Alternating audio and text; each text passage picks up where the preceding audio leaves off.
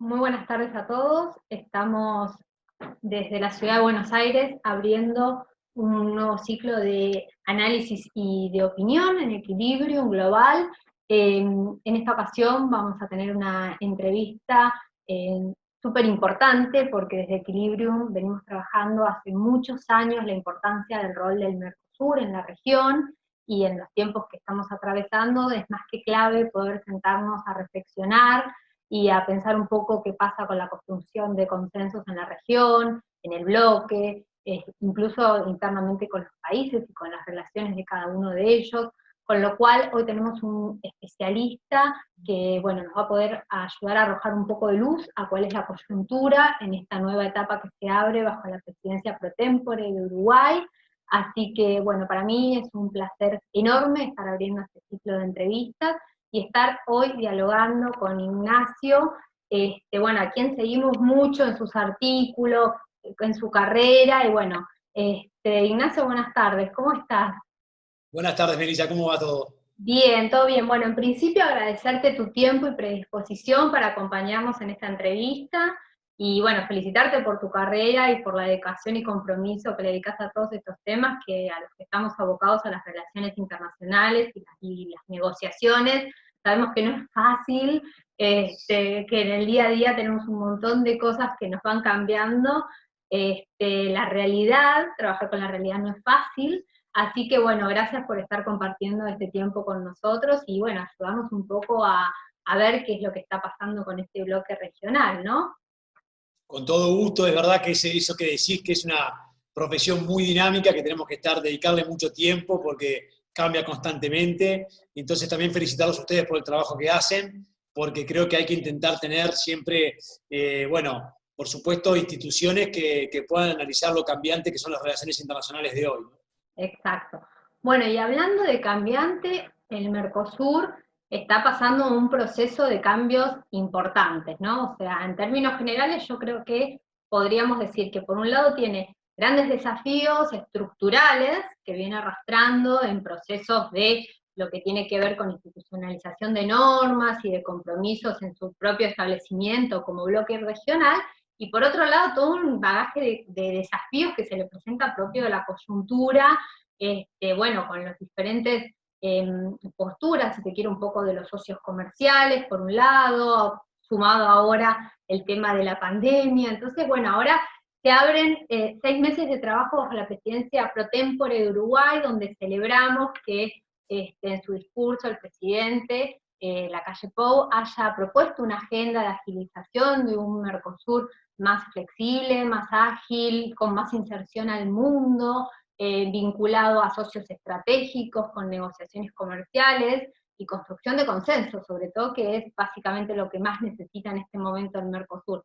Así que en principio, y para arrancar, nos gustaría que nos cuentes un poquito vos cómo ves esa sincronicidad entre digamos, las demandas estructurales y coyunturales que está atravesando hoy día el Mercosur. Es muy complejo porque definitivamente COVID-19 ha afectado la agenda regional, evidentemente, porque ha afectado la agenda mundial. Es una crisis inédita que pone, bueno, que cambia la dirección en muchísimos enfoques de los miembros, de todos los estados a nivel mundial, donde ahora la prioridad es obviamente atacar la enfermedad, pero también evitar que el impacto económico sea el menor posible. Entonces, en ese marco, discutir los temas del fondo de Mercosur va a ser bastante difícil, porque está claro que tenemos un bloque que necesita de discusiones estructurales, en particular porque no hemos avanzado en el cumplimiento de los objetivos originarios.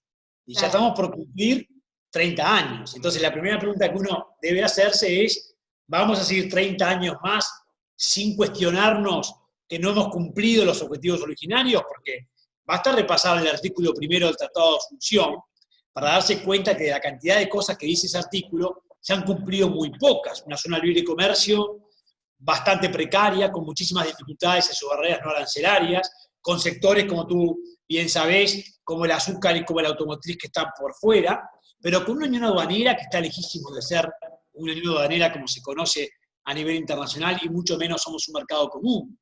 Entonces, ese es un asunto que algún día tendremos que resolver, mucho más cuando se nos exige a algunos países seguir una política comercial común, que es algo que tiene que ver con una unión aduanera que no sos. Entonces, yo creo que ahí está la discusión más de fondo, más estructural que debería tener el Mercosur, que también está asociado a su nivel de institucionalidad, que es demasiado denso para los objetivos del bloque, que también está asociado a su sistema de solución de controversias, que Melissa, te recuerdo que está totalmente paralizado, hace años que no se activa. Entonces, es un problema, porque esa es la justicia del Mercosur. Entonces, la señal que le damos a los inversores y a los operadores es, bueno, estamos en un bloque que tiene normas, un porcentaje de ellas no se cumplen, pero que no vas a poder reclamar porque el sistema de solución de controversias no está activo, no se utiliza y no se cree en él. Entonces, esos son como que los grandes temas. Y después están los temas más de continuidad y de contexto, más conjunturales, que tienen que ver con, bueno, si seguimos o no adelante con ese avance que se había dado en la administración de Macri en la agenda interna del Mercosur, buscando agilizar un poco lo que tenía que ver con las compras gubernamentales, lo que tiene que ver con el protocolo de inversiones, que son algunos avances que se dieron. También en los años anteriores se cuestionó el nivel institucional y se fue para atrás en algunas profundizaciones vinculadas con las instituciones. Esto tiene que ver no solo con la eliminación del cargo del alto representante del Mercosur, sino también con la vuelta atrás, de cierta forma, del Parlamento del Mercosur. Eso es un cuestionamiento que hay que ver cómo seguimos ahora. Y el otro asunto tiene que ver con las negociaciones externas y con la renegociación de la necesidad externa común. Diría que ahí esto no es una discusión de fondo, es una discusión más de coyuntura, pero donde hemos perdido los consensos. Hoy no hay consensos en el Mercosur, evidentemente, ni en bajar la necesidad externa común, que es una negociación que, como sabés, se paralizó, y tampoco hay consensos en las negociaciones en curso, ni siquiera hay consensos en las negociaciones cerradas, hablo de Unión Europea y EFTA, y mucho menos, y eso es lo que más me preocupa, Melissa, tiene que ver con abrir nuevas negociaciones. Tengo la sensación de que hay fuerzas ahora en el Mercosur que cuestionan un Mercosur más abierto al mundo, y eso preocupa especialmente porque son consensos que se rompen. Te agregaría uno más para no ser tan extenso. También, de cierta forma, se rompe el consenso con respecto a Venezuela. Venezuela sigue suspendida en el marco del protocolo de Ushuaia, pero hoy no hay consenso en que Venezuela es una dictadura para todos los miembros del Mercosur. Yo creo que la posición de Argentina difiere de la posición de los otros miembros respecto a este punto, y eso también rompe un consenso en el área política que no es menor y que nos puede traer complicaciones en el futuro.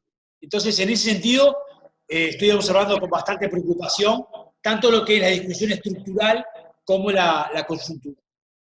Sí, y en ese sentido me hace reflexionar sobre dos ejes básicos del Mercosur, que por un lado está claro tener que cumplir con los compromisos estructurales, como por ejemplo el arancel externo común, que de algún modo había un pacto de caballeros para reducirlo, y bueno, ahora evidentemente, bueno, hay una complejidad enorme respecto de ello, pero es algo que queda en la gente súper latente y, como vos bien decís, es un mensaje claro al mundo, ¿no?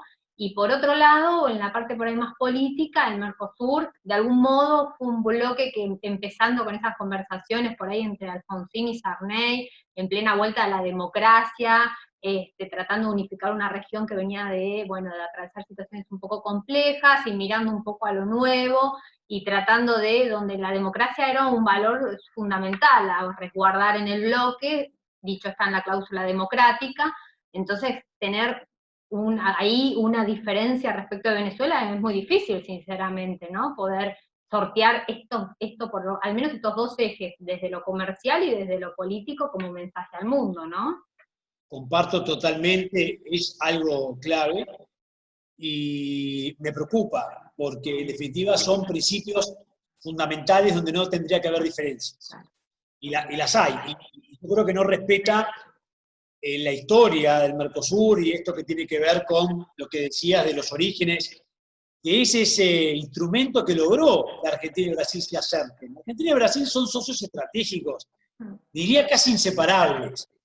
Yo por eso muchas veces digo que el Mercosur es eso. El Mercosur es Argentina y Brasil. Uruguay y Paraguay vienen en un segundo plano. Yo creo que tenemos que tener claro esto. Y ser inteligentes desde un país chiquito como Uruguay, saber manejar esta relación tan importante que tienen ustedes dos, que son las dos potencias de América del Sur, y evidentemente el comercio intrarregional es enorme. Entonces, por eso yo agrego una preocupación mayor en esta instancia, que es un Brasil y una Argentina que no piensen igual. Esa es mi preocupación, que los consensos tienen que ver con que los dos líderes piensan distinto. O sea, y eso realmente nos deja un poco a la deriva, que si bien la calle Pou tiene algunas ideas interesantes frente a lo que pretende el Mercosur, un Mercosur más dinámico, más abierto al mundo, más flexible, pero no romper el Mercosur, porque se suele siempre simplificar cuando uno quiere un Mercosur distinto, bueno, esa persona es anti-Mercosur, no entiende lo que es la importancia del Mercosur social, del Mercosur político, hasta del Mercosur de la seguridad entre Brasil y Argentina. No, sí, lo entendemos perfectamente, pero lo que está claro es que el Mercosur es un instrumento antiguo, nos está saliendo carísimo, porque su arancel promedio es casi 3 veces que el arancel promedio a nivel mundial, porque estamos en una de las zonas más proteccionistas del mundo en cuanto a las medidas no arancelarias que aplican los diferentes estados, porque tenemos una región que no tiene acuerdos con ningún centro de consumo importante a nivel mundial, no tiene acuerdos vigentes con ningún centro de consumo a nivel mundial. Estamos hablando de que estamos, me dicen, en pleno siglo XXI y no tenés acuerdo con Japón, con Corea, con China, con Estados Unidos, con Europa. El acuerdo que tenés con India no vale la pena ni mencionarlo, porque es un acuerdo muy, muy pobre desde el punto de vista de su alcance, como el que tenés con SACU. Es un acuerdo con Israel, con Egipto, y pará de contar. Le hemos dado la espalda al mundo, le hemos dado la espalda a esta tendencia que se ha dado, a esta explosión de acuerdos comerciales que se dio de la década del 90 en adelante, que siguió y explotó en la primera década del siglo.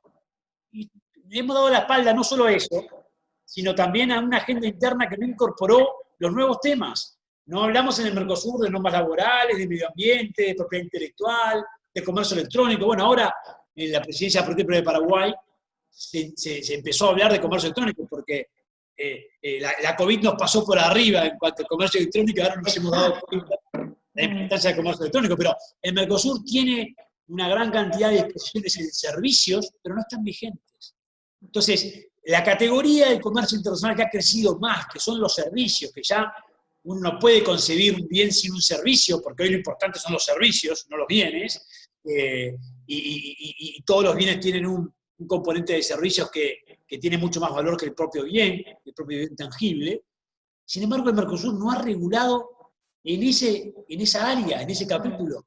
Bueno, yo diría que ya es muy difícil sostener un Mercosur sin que alguien venga y lo mueva desde sus cimientos y diga, esto así no puede seguir. Yo pensé que esto había ocurrido con los consensos alcanzados en las administraciones anteriores, pero ahora con el cambio de gobierno en Argentina y con las diferencias con Bolsonaro, bueno, diría que estamos en un retroceso y probablemente nos dirigimos hacia una paralización del Mercosur. Sí, pareciera que estamos como mirando a otra parte del mundo, ¿no? Y por otro lado, mismo en la región, cuando uno mira por ahí la Alianza del Pacífico, se da cuenta que en menos de una década lograron entender hacia dónde había que ir, ¿no? Entonces, en ese sentido, uno es como que, en la Alianza del Pacífico los países establecen tratados de libre comercio, llegaron mucho más rápido a todo el nuevo eje comercial. Entonces, en ese sentido, pareciera como que en una misma región como que hay una bifurcación de miradas, ¿no? Unos por un lado, otros para otro lado, y en cantidad de tiempo estamos casi comparando casi 3 décadas contra casi una década, ¿no? De integración, lo cual es fuerte también tener ese contraste en la región, ¿no? Es muy fuerte, pero ¿sabes lo que pasa? Que cuando se crea el Mercosur, le recordamos a la audiencia, el 26 de marzo del 91, el mundo ya estaba cambiando. Claro. El Mercosur es una lectura equivocada de lo que estaba pasando en el mundo. Y si vos te pones a ver la historia de los primeros pasos de Sarney y Alfonsín, no querían lo que finalmente se aprobó, querían otra cosa.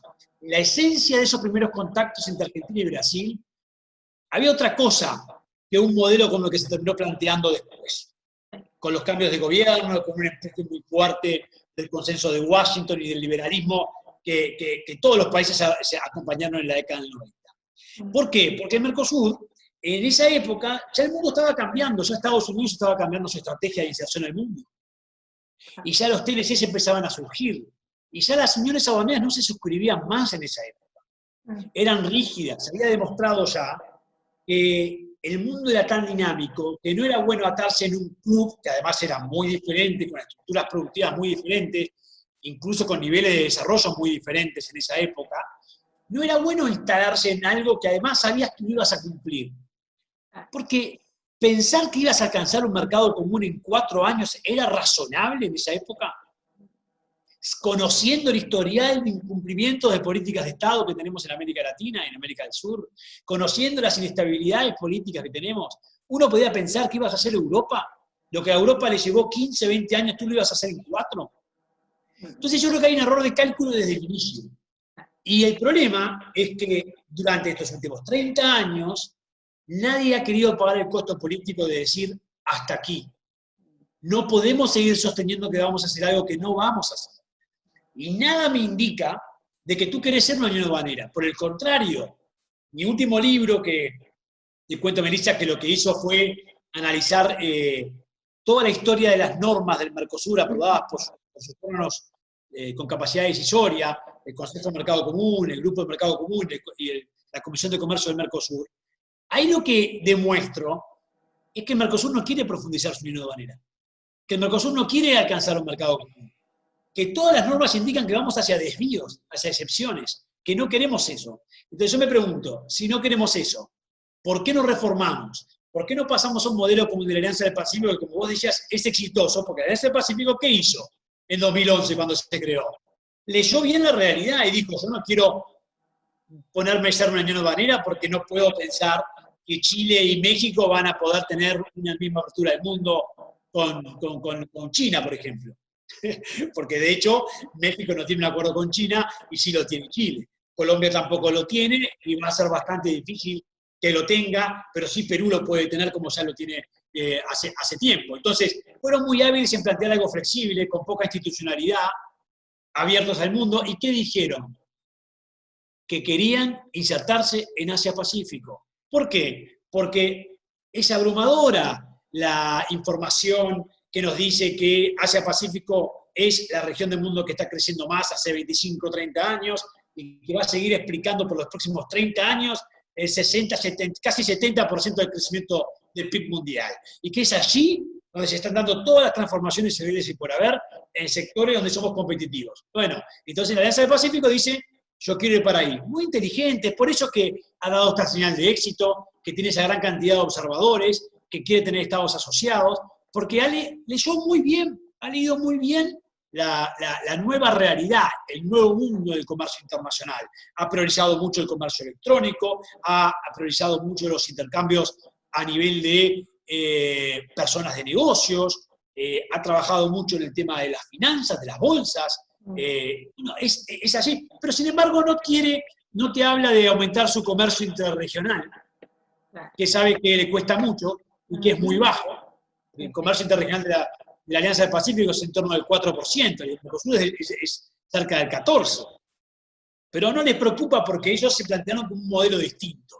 Y lo mismo la ASEAN, lo mismo obviamente el EFTA. Son acuerdos muy modernos, flexibles, que permiten a sus socios negociar tratados bilaterales.